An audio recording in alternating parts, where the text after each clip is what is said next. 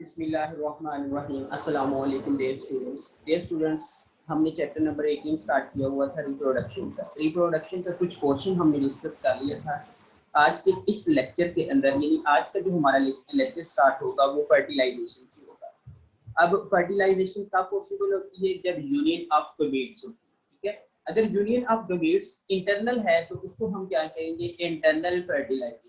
अगर वही union of gametes outside of body है यानी एक्सटर्नल है तो उसको हम क्या कहेंगे, एक्सटर्नल फर्टिलाइजेशन। देख लेते हैं। Fertilisation is the process which leads to the union of gametes. अब फर्टिलाइजेशन एक प्रोसेस है जिसके अंदर क्या होगा, यूनियन ऑफ गमेट्स, ठीक है। फर्टिलाइजेशन में अगर आउटसाइड द बॉडी, अगर फर्टिलाइजेशन हो रही है यानी यूनियन ऑफ गमेट्स हो रही है, वो क्या है, आउटसाइड ऑफ बॉडी है, तो उसे क्या कहेंगे, एक्सटर्नल फर्टिलाइजेशन। अगर फर्टिलाइजेशन होगी inside the body of the female, inside the body of the female जो फर्टिलाइजेशन होगी, जो यूनियन ऑफ गमेट्स होगी, उसे क्या कहेंगे, internal fertilisation. In terrestrial condition fertilisation is internal, ठीक है। खुशकी वाली कंडीशन होगी उसके अंदर जो फर्टिलाइजेशन होगी वो क्या होगी, इंटरनल होगी, यानी union of gametes inside of the female body होगी। Sperm are lodged in the female body. अब स्पर्म क्या है, लॉज यानी दाखिल होंगे किसके अंदर, फीमेल बॉडी के अंदर, वेयर फर्टिलाइजेशन अकर, तब जाके फर्टिलाइजेशन होगी। कब होगी, जब स्पर्म लॉज होंगे यानी इंटर होंगे किसके अंदर, फीमेल बॉडी के अंदर। अब फीमेल बॉडी के अंदर जब स्पर्म इंटर हो तो उन्होंने यूनाइट करना है किसके साथ, एग के साथ। जब एग के साथ यूनाइट करेंगे तो जाइगोट बनेगा, तो जाइगोट जब बनेंगे तो क्या होगा, फर्टिलाइजेशन होगी। This may lead to the external development as in reptiles and birds। अगर हम बात करें कि जो फर्टिलाइजेशन है यानी इसके अंदर क्या है कि एक्सटर्नल डेवलपमेंट होगी सेल की, यानी जाइगोट की क्या है, एक्सटर्नल डेवलपमेंट होगी। अब एक्सटर्नल डेवलपमेंट किस किस के अंदर होती है, रेप्टाइल्स एंड बर्ड्स के अंदर। देख लेते हैं। दे ले shelled egg to protect the development embryo from harsh terrestrial conditions। अब इन्होंने क्या करना है कि एग को क्या ले करना है, लेकिन इस एग के ऊपर क्या होगा, शेल होगा, लेकिन ये शेल क्या करेगा, प्रोटेक्शन देगा, ठीक है, प्रोटेक्ट करेगा during the development of embryo, ठीक है। किससे प्रोटेक्शन देगा, हार्श टेरेस्ट्रियल कंडीशंस, ठीक है। अब यानी रेप्टाइल्स और अगर हम बर्ड्स की बात करें, इनके अंदर एक्सटर्नल डेवलपमेंट होगी, तो इन्होंने क्या करना है, बर्ड्स में आपको पता है कि इन्होंने वो क्या एग देते हैं, ठीक है।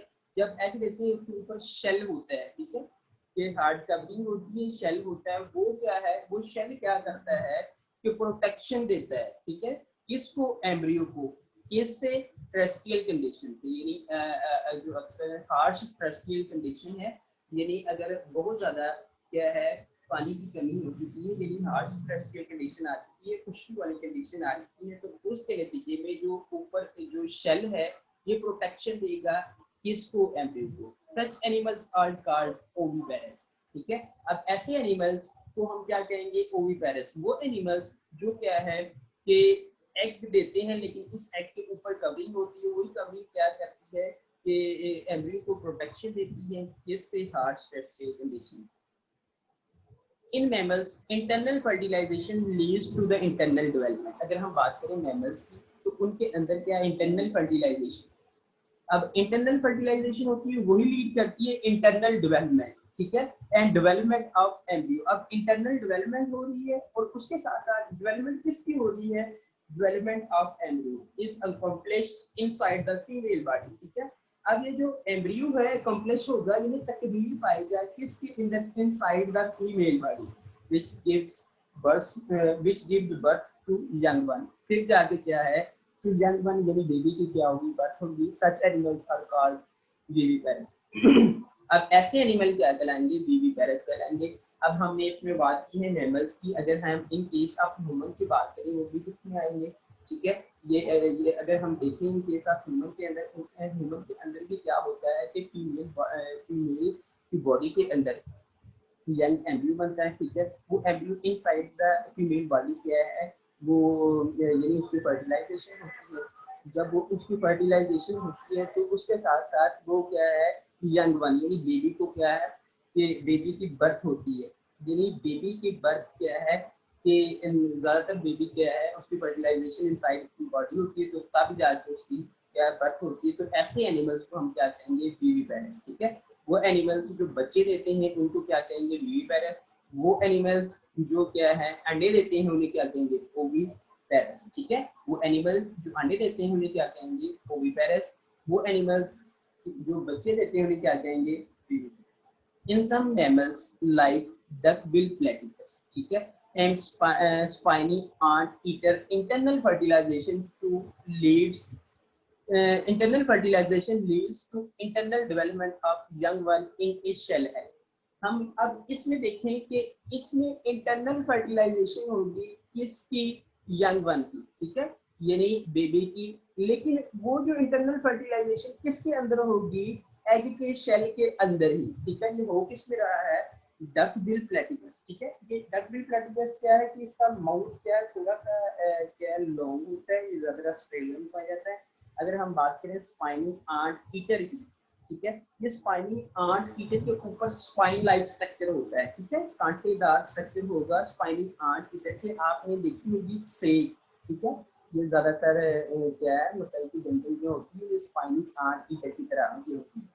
अब इसमें अब इन दोनों के अंदर यानी duckbill platypus and spiny anteater के अंदर इंटरनल फर्टिलाइजेशन, अब इंटरनल फर्टिलाइजेशन होगी वो लीड करेगी internal development of young one, यानी इंटरनल ही डेवलपमेंट होगी किसकी, यंग वन की। लेकिन किसके अंदर होगी, इन ए शेल एग, ठीक है, अंडे के अंदर ही होगी।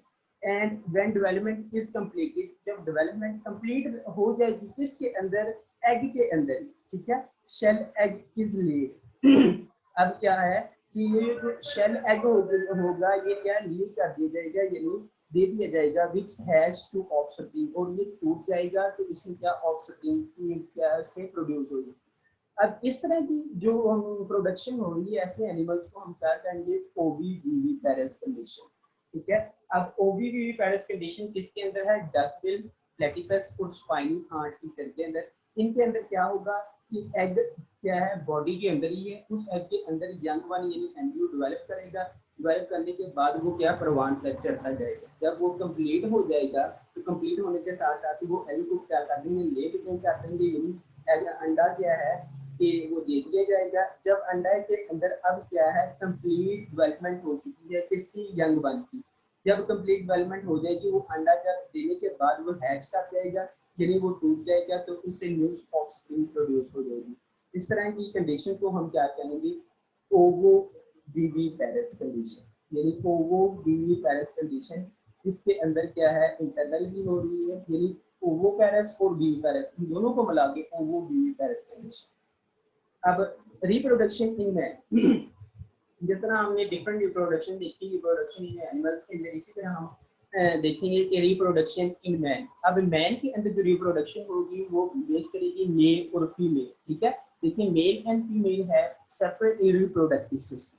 अब मेल और फीमेल का क्या है, सेपरेट रिप्रोडक्टिव सिस्टम होता है। सबसे पहले हम देख लेते हैं male reproductive system. Male reproductive system consists of external genitalia, which consists of a pair of testes। अब मेल का जो रिप्रोडक्टिव सिस्टम है ये मुश्तमिल होता है इसके ऊपर एक्सटर्नल जेनिटेलिया। अब रिप्रोडक्टिव सिस्टम का ऊपर वाला जितना भी पोर्शन होगा, ठीक है, ऊपर ऊपर जो नजर आ रहा है उसे क्या कहेंगे, एक्सटर्नल जेनिटेलिया। अब which consist of a pair of testis. अब ये जो एक्सटर्नल जेनिटेलिया है ये कंसिस्ट होता है किसके ऊपर, पेयर ऑफ टेस्टिस के, ठीक है। टेस्टिस क्या है, कपूरे, विच लाई आउटसाइड द बॉडी। अब ये जो लाई कर रहे हैं किस तरह, आउटसाइड द बॉडी। अब ये जो लाई करेंगे आउटसाइड द बॉडी, लेकिन ये किसी एक सैक के अंदर होंगे, उसे क्या कहेंगे, स्क्रोटम। देखिए इन द सैक, अब ये जो टेस्टिस है लाई कर रहे हैं आउटसाइड द बॉडी, लेकिन प्रेजेंट है किसके अंदर, सैक के अंदर। उस सैक को क्या कहेंगे, scrotum. And male copulatory organ, और उसके साथ साथ ये एक्सटर्नल जेनिटेलिया किस पर मुश्तमिल होगा, कोपुलेटरी आर्गन। ये मेल कोपुलेटरी आर्गन क्या है, पेनिस है, ठीक है। ये क्या है, इंटर होता है into the female reproductive system. अब देखें which is used to transfer the sperm. अब ये जो कोपुलेटरी आर्गन है ये यूज होता है क्या करने के लिए, स्पर्म को ट्रांसफर करने के लिए into the female reproductive system. इसके अंदर फीमेल रिप्रोडक्टिव सिस्टम के अंदर हमने बात की है कि मेल रिप्रोडक्टिव सिस्टम कंसिस्ट होता है एक्सटर्नल जेनिटेलिया में, लेकिन एक्सटर्नल जेनिटेलिया किस पर मुश्तमिल होगा?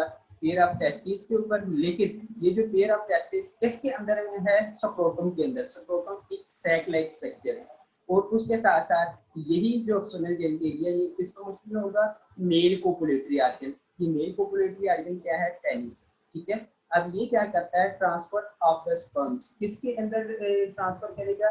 स्पर्म को into the female reproductive tract. ठीक है, फीमेल रिप्रोडक्टिव ट्रैक्ट। अब देखें, ये है एनाटॉमी इसकी टेस्टिस। ठीक है, जो पेयर ऑफ टेस्टिस होते हैं। ठीक है, ये अगर हम बात करें इसका कट किया हुआ पोर्शन है टेस्टिस का। देखिए, each testis consist of highly complex duct system called seminiferous tubule. अब हर टेस्टिस कंसिस्ट होती है एक हाईली कॉम्प्लेक्स डक्ट सिस्टम के जरिए। ये देखिए हाईली कॉम्प्लेक्स डक्ट सिस्टम है। अब इनको क्या कहेंगे? Seminiferous tubules. नजर आ रही है ये seminiferous tubule in which repeated division by the cell of the germinal epithelium. अब यही जो सेमिनेफ्रस ट्यूब्यूल है, ये इनके अंदर रिपीटेड डिवीजन है किसकी? सेल की। अब उनको क्या कहेंगे?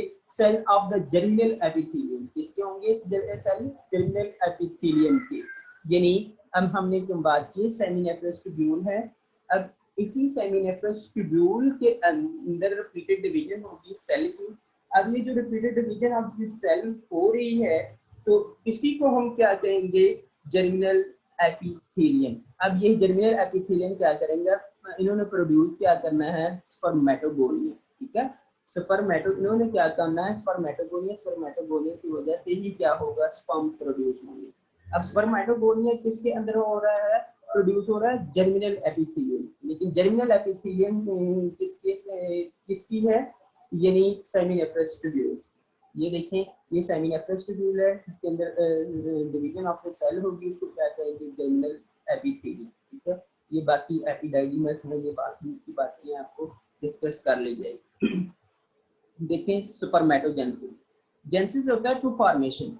किसकी फॉर्मेशन? स्पर्म की फॉर्मेशन। ठीक है, to formation of the sperm is called spermatogenesis. Spermatogenesis यानी स्पर्म कैसे किस तरह इसकी फॉर्मेशन होगी? देखें, स्पर्मेटोगोनिया। अब ये देखें स्पर्मेटोगोनिया जो हमने बात की है। ठीक है, ये स्पर्मेटोगोनिया किसके अंदर प्रोड्यूस है? जर्मिनल एपिथेलियम की। अब स्पर्मेटोगोनिया है, ठीक है, डिप्लॉइड है, इसके अंदर माइटोसिस होगी, तो इसके नतीजे में प्राइमरी स्पर्मेटोसाइट्स बनेंगे। तो माइटोसिस हुई किसके अंदर? स्पर्मेटोगोनियम के अंदर। तो स्पर्मेटोगोनियम के अंदर जब माइटोसिस हुई तो प्राइमरी स्पर्मेटोसाइट बनेगी। ये प्राइमरी स्पर्मेटोसाइट्स क्या है? 2n है, यानी डिप्लॉइड है। अब इनके अंदर प्राइमरी स्पर्मेटोसाइट्स के अंदर क्या होगी? मियोसिस 1 होगी। मियोसिस 1 के अंदर इनके नतीजे में 2 सेल बनते हैं, तो इसके नतीजे में सेकेंडरी स्पर्मेटोसाइट्स बनेंगे। ये देखें सेकेंडरी स्पर्मेटोसाइट्स। अब सेकेंडरी स्पर्मेटोसाइट्स में मियोसिस 2 होगी, तो उसके नतीजे में स्पर्मेटिड्स बनेंगे। तो उसके नतीजे में क्या बन रहे हैं? ये देखिए 4 स्पर्मेटिड्स बने हैं, यानी ये 2 जो है डिवाइड करके ये किसमें कन्वर्ट हुए हैं? 4 के अंदर कन्वर्ट हुए हैं। अब स्पर्मेटिड्स के अंदर बहुत ज्यादा क्या है? चेंजेस आएगी। ठीक है, डिफरेंट चेंजेस आएगी। अब उन डिफरेंट चेंजेस के नतीजे में स्पर्म्स बनेंगे। स्पर्म्स की शेप ऐसी होती है, इसका क्या होता है? डिफरेंट स्ट्रक्चर होते हैं। देखें, ये इसकी ऊपर वाली जो लेयर है इसको क्या कहेंगे? एक्रोसोम। ठीक है, ये हेड है इसका।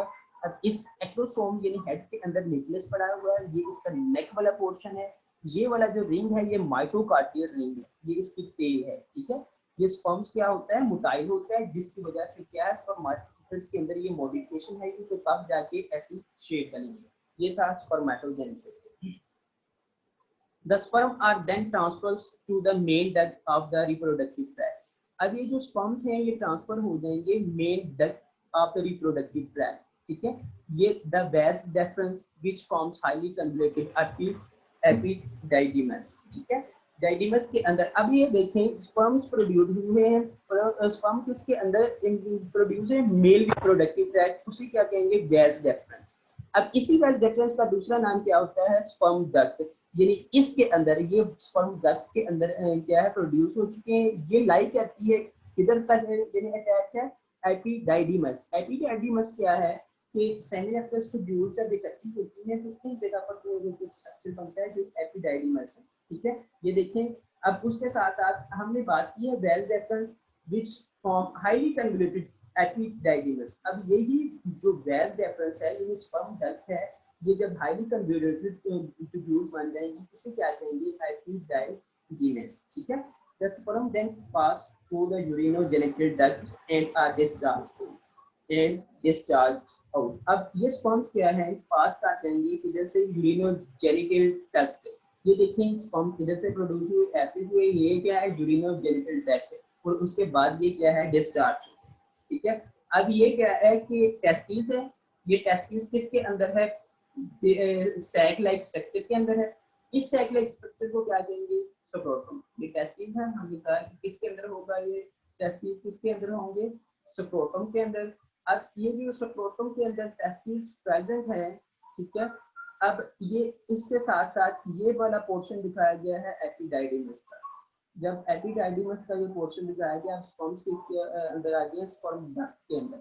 जब स्पर्म डक्ट के अंदर आ चुके हैं, तो उसके नतीजे में, ठीक है, ये स्पर्म डक्ट के नतीजे में ये यूरिनोजेनिटल डक्ट के जरिए क्या है, बाहर क्या है, डिस्चार्ज